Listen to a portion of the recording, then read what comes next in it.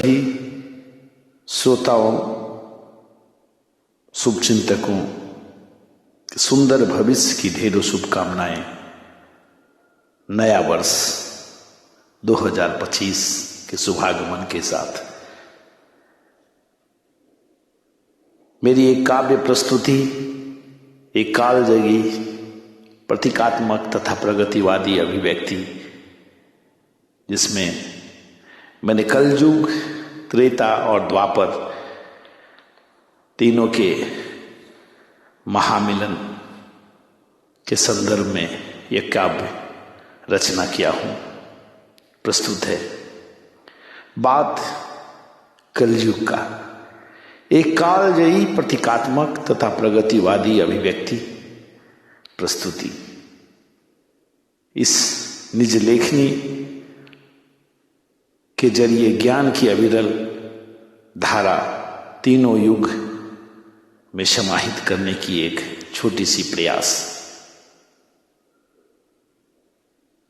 वक्त अनमोल है, त्रेता से द्वापर फिर कलयुग का। महान कलयुग कहे करे पुकार, वक्त की कीमत को पहचानो, नहीं थमेगी ना ही रुकेगी। होनी प्रबल हो के रहेगी, चाहे लाख चाहो तो विपदा नहीं टल सकती। अगर वक्त को हो मंजूर तो तूफानों में भी नैया किनारे लग सकती। मनुष्यों के जीवन का सफर सुहाना जरूर होता है, लेकिन इस सफर में कब कहां कैसे गड्ढे आ जाए इसकी किसी को खबर नहीं होती, क्योंकि कलयुग है, क्योंकि कलयुग है।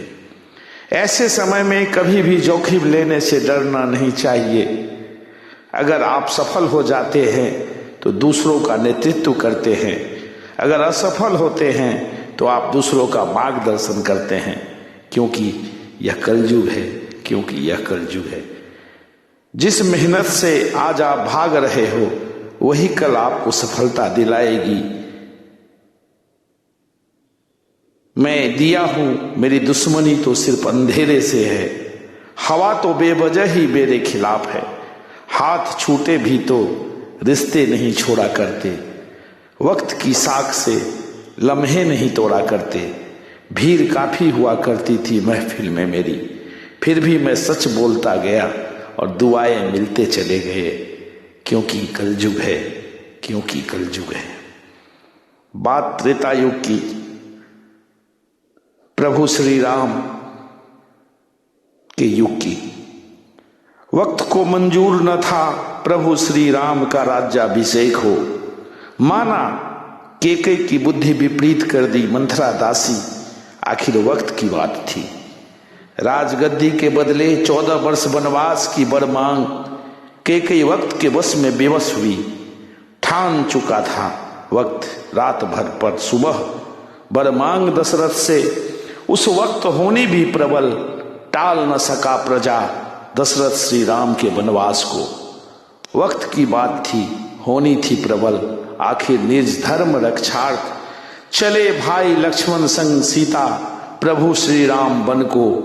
त्रेता युग में हुई माता केकई की विडंबना तो देखो, निज को असहाय अनुताप करती भोली प्यारी केकई मां। बेटे के मोह में उलझी विवश और लाचार, मां की स्वार्थ की विवश करो अनुनय। माता केकई की आत्मग्लानि, अनुताप और पुत्र प्रेम दो देखिए। अपनी नासमझी में जो मैंने तुम्हारे वनवास की कामना की थी राम, जो मैं उकसाई गई भरत से होऊं तो पति समान स्वयं पुत्र भी खोऊं। मेरी उस भूल को तुम भुला दो राम। हाँ, जानकर भी निज कोख से मैंने भरत को न जाना। सब सुन ले तूने भी स्वयं यह सत्य है माना। यह सच मान जो तू लिया, मेरे हृदय का भाव जो तुम जाना। मेरी उस भूल को तुम भुला दो राम, तो सच मान अब लौट चलो घर को तुम राम।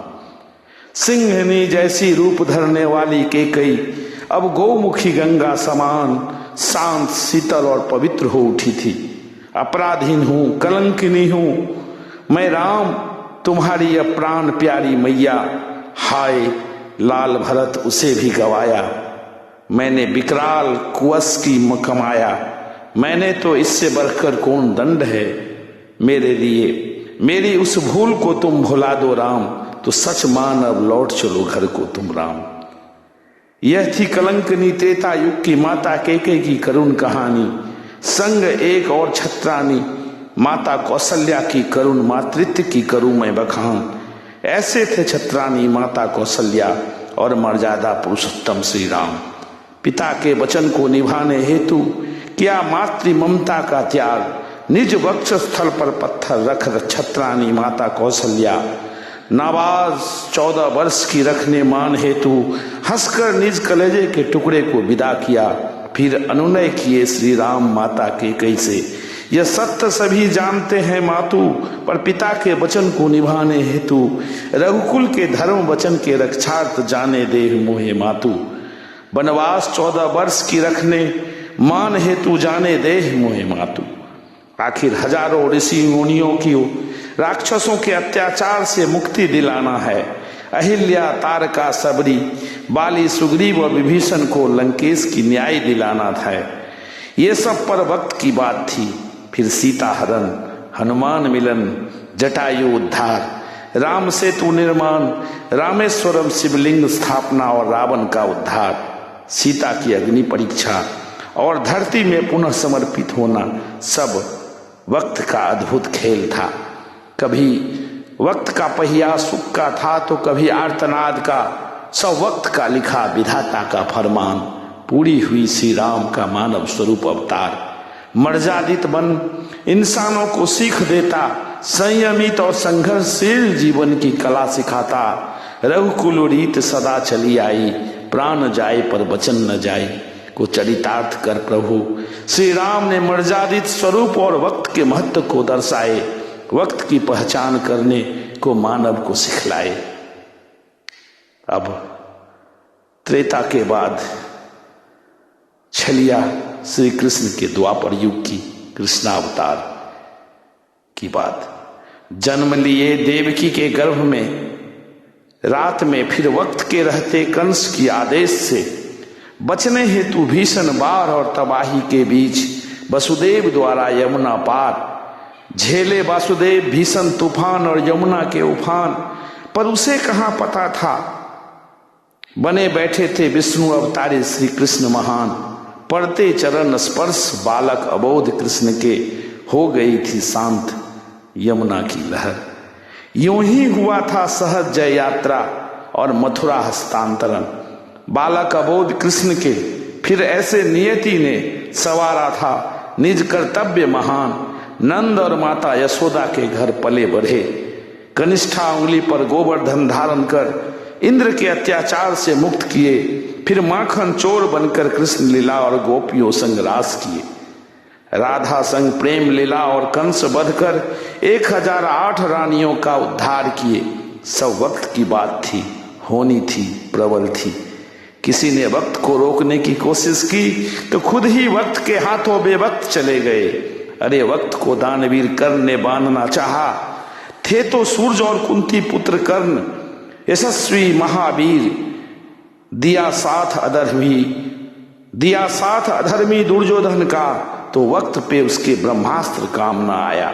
था श्रापित गुरु के श्राप से वक्त थम गया, वीर गति को प्राप्त किया। था दुर्योधन वीर गदाधर, माता गांधारी के आशीर्वाद था साथ। पूरे शरीर दुर्योधन का था, माता के माया के नयन के चमत्कार के कवच से घिरा। जब वक्त था तो उसने ढक लिया अपने जंघा को पत्तों से लज्जा के मारे। आखिर वह लज्जा नहीं, दुर्योधन का माता गांधारी से आखिर वक्त का तकाजा था। फिर वही जांघ की प्रहार भीम का सह न सका, फिर दुर्योधन की मृत्यु का कारण बना। आखिर वक्त का अंतर कहां समझ पाया दुर्योधन। एक समय संधि प्रस्ताव लाया, श्री कृष्ण का ठुकरा दिया। वक्त विपरीत था दुर्योधन का, बुद्धि विपरीत था दुर्योधन का, तो काहे को समझ में आता। श्री कृष्ण को ही बांधने चला था जंजीरों में, जो संपूर्ण ब्रह्मांड के रखवाला स्वयं सकल सृष्टि के निर्माता थे। वक्त को ठुकरा दिया, सहज ही अधर्मी दुर्योधन ने भीषण युद्ध का उत्प्रेरक बना। आखिर नाश दुर्योधन पर छाया था तो बुद्धि भी विपरीत हो गई थी। वक्त पे आखिर एक अंतिम अवसर दिया था श्री कृष्ण ने कौरवों को। चाहो तो श्री कृष्ण को चुन लो या फिर कृष्ण के अस्त्र शस्त्र और बाणों को। फिर वक्त का मारा समझ न सका दुर्योधन। वक्त पे फिर गया बुद्धि विवेक जो युद्ध का भीषण परिणाम बदल सकता। जो श्री कृष्ण को अपनाकर अपने अस्त्र शस्त्र के मोह को त्याग करता, पर वक्त कहाँ मिलता बार बार जो एक बार हाथ से निकल जाता। अनगिनत वीर योद्धा भीष्म पितामह गुरु द्रोण कर्ण अश्वत्थामा सब एक एक कर हुए पराजित। वक्त पे कोई काम न आया, वक्त पे कोई काम न आया। एक समय तो अर्जुन को भी वक्त ने अपनों के माया में घेर चुका था। वक्त के सामने अस्त्र त्याग दिया था, परंतु स्वयं श्री कृष्ण महारथी जो वक्त के अधिपति, वक्त के मालिक, कुरुक्षेत्र में गीता का उपदेश सुनाया था। वक्त था फिर होनी थी धर्म का अधर्म पर विजय ध्वज लहराने की। वक्त पहले अर्जुन समझ गए श्री कृष्ण के इशारे को। वक्त रहते विवेक परिवर्तित हो चुका था अर्जुन का। क्या त्याग अर्जुन मोह का, परिजन और भाई का। फिर वक्त ने लिया मोड़, अर्जुन ने निर्णय अंतिम लिया अपने बेटे अभिमन्यु का चक्रव्यूह में मारे जाने का। वक्त रहते सब कुछ फिर से बदल गया। कुरुक्षेत्र का रण भीषण रक्त रंजित हो गया। मात्र दुर्योधन के हठ और अहंकार से हुआ धर्म की जीत और अधर्म का नाश। फिर वक्त ने दिया प्रमाण निज शक्ति का। सब वक्त और होने की प्रबलता थी। और अंत में कलयुग का हुआ पदार्पण धरा पर, जहां प्रभु श्री राम त्रेता युग में कहे थे कि राम से बड़ा राम का नाम, राम से बड़ा राम का नाम। जहां भी राम नाम का सुमिरन होगा, जहां भी राम नाम जपा जाएगा, वहां स्वयं हनुमंत लाल प्रहरी की भांति रक्षा करेंगे निज भक्तों को। प्रभु श्री राम के दिए हुए वचनों के आशीष कलयुग में सभी राम भक्त कर रहे निर्वहन। मानव के धर्म कर्म का बोलबाला, पर अब वक्त और हुआ प्रबल। पल पल हर एक इंसान कर्मों का लेखा जोखा। वक्त रखता सबका ख्याल करता, न्याय सबका हर क्षण। अच्छे हो या बुरे सभी निज कर्म का है फल भोगता। सब वक्त के हाथों है मजबूर, चाहे प्रभु श्री राम हो या कोई इंसान। प्रभाव कलयुग का युग है, यहाँ लोग भले न समझे, पर परमात्मा इंसान के हर कर्मों का हिसाब है रखता। जहाँ सिर्फ राम नाम के सहज जाप ही जीने का मुक्ति का आधार, यह कर गए थे प्रभु श्री राम। किसी के पूर्व जन्मों का है प्रताप, धर्म जो मान प्रतिष्ठा को है पाता। समझ इंसान वक्त होता महान, होनी होती प्रबल। सबको निज कर्म का है फल, मिलता सुखद या दुखद रूप में। कलयुग में प्रतिष्ठा इंसानों के चरित्र को मर्यादित कर सकती, तो समाज के तथा कथित प्रतिष्ठित व्यक्तियों को अपने पुराने छुपे हुए दुष्कर्मों के लिए इस तरह लांछित और अपमानित नहीं होना पड़ता। सब वक्त की बात है, जरा सोचिए। यदि बेशुमार दौलत किसी धनपति को लोभ से संरक्षित कर सकती, तो शायद धनपतियों को दिवाले निकालने की आवश्यकता नहीं होती। यह कलयुग है, यह कलयुग है। यदि हम मान भी लें कि पश्चिमी देश ज्ञान और विकास के पायदानों पर हमसे आगे है, तब भी मनुष्य की वृत्तियां तो वहां भी ऐसी ही है। यानी सदियों पूर्व जिन वृत्तियों को दशानन दूषित किए थे, वे आज भी मनुष्य में जन्म के तरस रहे थे। आज उनका मौजूद भी एक प्रकांड पंडित से अधर्मी पापी ज्ञानी के रूप में दशहरा के दिन जलाए जाते सब वक्त की बात है। वह तो संपूर्ण रूप से उजागर था। कम से कम रावण ने अपने मुख पर कोई मुखौटा तो धारण नहीं किया था। वह तो संपूर्ण रूप से उजागर था, स्वघोषित था अपनी कलाओं के साथ भी और दोषों के साथ भी। किंतु आज के रावणों ने अपने दोषों को छुपाने की कला जरूर सीख ली है। प्रकृत व्यक्तित्व पर सदाचारी होने का आवरण है। ये सब वक्त की बात है। आखिर हर युग हर काल में वक्त बलवान था और रहेगा। जिह्वा पर मीठी बानी है, आंखें निर्मोही है। हंसी में रावण का अट्टहास नहीं है, किंतु वे अपने चरित्र में कहीं भी रावण से कम नहीं है। चरित्र है जो सामने दिखता नहीं, चरित्र है जो सामने दिखता नहीं, और जो दिखता है वह आवरण में है। ज्ञान, धर्म, पराक्रम, शौर्य, धन मनुष्य की वृत्तियों पर नियंत्रण नहीं रखते, बल्कि और उन्हें उजागर ही करते, चाहे फिर वे सुकृत हो या विकृत। सदाचारी होने के लिए ज्ञान, धर्म या पराक्रमी होने की आवश्यकता नहीं। अनपढ़, गंवार, गरीब व्यक्ति सामान्यतः अधिक सदाचारी होते हैं। ज्ञानी के अपेक्षा वक्त के साथ हाथ मिलाकर चलते हैं। हमारा सोच यह है कि सदाचारी होने के लिए मनुष्य को संस्कारी होना चाहिए, और संस्कार किसी गुरुकुल में नहीं मिलते। वे अपने पारिवारिक वातावरण, संगति और समाज से मिलते हैं। संस्कारों से ही मनुष्य का चरित्र बनता है। किंतु इस आपाधापी की दुनिया में, कलयुग में आज मनुष्य को संस्कारों को सीखने और समझने के लिए समय कहाँ है। मशीनरी सा जीवन सब वक्त का मारा है, वक्त के हाथों मजबूर है। आज जो हंसता खेलता धनवान, करोड़ों का मालिक, करोड़ों की वाहनों से चलता, वक्त के हाथों मजबूर हो एक्सीडेंट का शिकार होता। धरा रह जाता अरबों खरबों की संपत्ति, वक्त के हाथों पल भर में काल का निर्मम शिकार हो जाता। ज्ञानार्जन की भी और धनार्जन की भी एक होड़ सी लगी है। यह होड़ पूरी तरह नकारात्मक भी नहीं है, क्योंकि कलयुग है, क्योंकि कलयुग है। भागना भी चाहिए, किंतु ध्यान मात्र इतना रखना होगा कि हमारे रामत्व में निहित शील और सौहार्द कहीं पीछे नहीं छूट जाए। उन्हें भी साथ लेकर दौड़ना होगा, अन्यथा रावण तो हर नुक्कड़ पर बैठे हैं।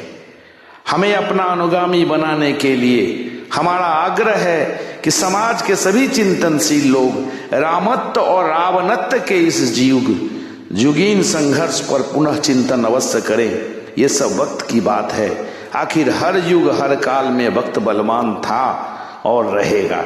यही मानव हो या ईश्वर के परमात्मा रूप में अवतार का, सबकी एक सार्थकता है। संघर्ष प्रभु श्री राम ने भी झेला।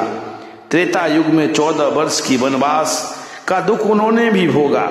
फिर कलयुग में 500 वर्ष की निष्कासित टेंट की जीवन, फिर रही होगी किस समय की अभिशप्त जीवन का क्षण शेष, या वक्त का तकाजा था, होनी थी प्रबल। वो तो विष्णु अवतारी प्रभु श्री राम थे। फिर हम तो इंसान हैं जो उनके कृपा से पलते और बढ़ते हैं। बाद 500 वर्षों के भीषण संघर्ष की, प्रभु श्री राम के जन्मस्थली के प्रमाण की, मानो जब विष्णु अवतारी शिव गुणकारी बन प्रभु श्री राम न टाल सके होनी को, फिर हम इंसान की क्या औकात। आखिर वक्त होता है बलवान। वक्त से दिन और रात, वक्त का हर सह गुलाम। इंसान को चाहिए वक्त से डर कर रहे, इंसान को चाहिए वक्त से डर कर रहे। आज वक्त है तेरा तो कल वक्त होगा मेरा। इस वक्त के पाबंदी से ही इंसान होता बलवान। जो इंसान देता वक्त को तवज्जो, वही मील के पत्थर रचते हैं। लाखों कार सेवकों और संतों के आत्म बलिदान की करुण कहानी, न्यायालय की चक्कर और साक्ष्य प्रस्तुत करने की लंबी कहानी। आखिर उच्च न्यायालय के सर्वोच्च न्यायालय की अंतरिम आदेश आई, पालन किया सभी भारतवासी। निर्णय और फैसला सर्वोच्च न्यायालय का सहज स्वीकार किया, शांति और धर्म के फैसले का। आखिर निर्णायक मोड़ आया भव्य मंदिर निर्माण के साथ प्रभु श्री राम के मंदिर के नींव रखने की, फिर प्राण प्रतिष्ठा जैसी गौरवशाली क्षण की। यह परिणाम है लाखों कार सेवकों, संतों के निस्वार्थ बलिदान का, रक्त रंजित त्याग और प्राण उत्सर्ग का। यह है श्री कल्याण जी, श्री अशोक सिंगर, श्री आडवाणी जी, श्री मुरली मनोहर जोशी, सुषमा स्वराज, देशरत्न अटल जी, पीठाधीश स्वामी राम वल्लभाचार्य, श्री अवधेशानंद गिरी, साध्वी ऋतंभरा और लाखों संतों के बलिदान की अनगिनत प्रयास और पहल का नतीजा। वक्त लगा, होनी प्रबल थी, वक्त आते ही शुभ क्षण आया। आखिर हुई तिथि तय 22 जनवरी 2024। कलयुग के युग पुरुष मोदी जी और योगी जी बने कर्णधार इस शुभ क्षण की। अयोध्या नगरी आखिर कार धन्य हुई, और हुई धन्य सरयू नदी, जो बरसों पहले रक्त रंजित हुई थी। कार सेवकों और संतों के त्याग और बलिदान से सब वक्त की बात थी, सब वक्त की बात है। कल तक जो मंदिर संघर्ष जारी था और दुविधा की बेरियों से जूझ रहा था, आज रामलला की मंदिर भव्य भी बना। साथ प्राण प्रतिष्ठा श्री राम की हुई वैदिक परंपरा और विधि से। श्री मोदी जी, श्री योगी जी, पीठाधीश्वर स्वामी रामभद्राचार्य महाराज और साध्वी ऋतंभरा संग 140 करोड़ भारतवासियों के सपने और संकल्प पूर्ण होने की, सनातन धर्म के गरिमा की सब वक्त की बात है, जो आखिर जीत हुई बरसों बाद संघर्ष और आस्था के साथ। जब वक्त आता है हम सनातनियों के मान और प्रतिष्ठा का, सभी तो अयोध्या की जीत हुई, अभी मथुरा काशी की बारी है। सब वक्त की बात है, वक्त आते शेष संकल्प भी पूर्ण होगी। यह करोड़ों भारतवासियों का, यह करोड़ों सनातनियों का नारा है, साथ ही लक्ष्य और आत्मविश्वास का। वक्त से सब कुछ मिलता, वक्त अनुभव और त्याग की भाषा सिखलाता है। यह विजय यात्रा शुरू हुई है, अब भी वक्त हमारा है। वक्त फिर 2024 में अविरल जीत की होगी। ये संपूर्ण भारतवासियों की आस्था और विश्वास की जीत है और होगी। इन्हीं विचारों के साथ कलयुग, त्रेता और द्वापर के सुंदर भविष्य का प्रस्तुति काव्य रचना संपूर्ण समर्पित सभी पाठकों और श्रोताओं को ढेर सारी शुभकामनाएं। जय भारत, जय भारती।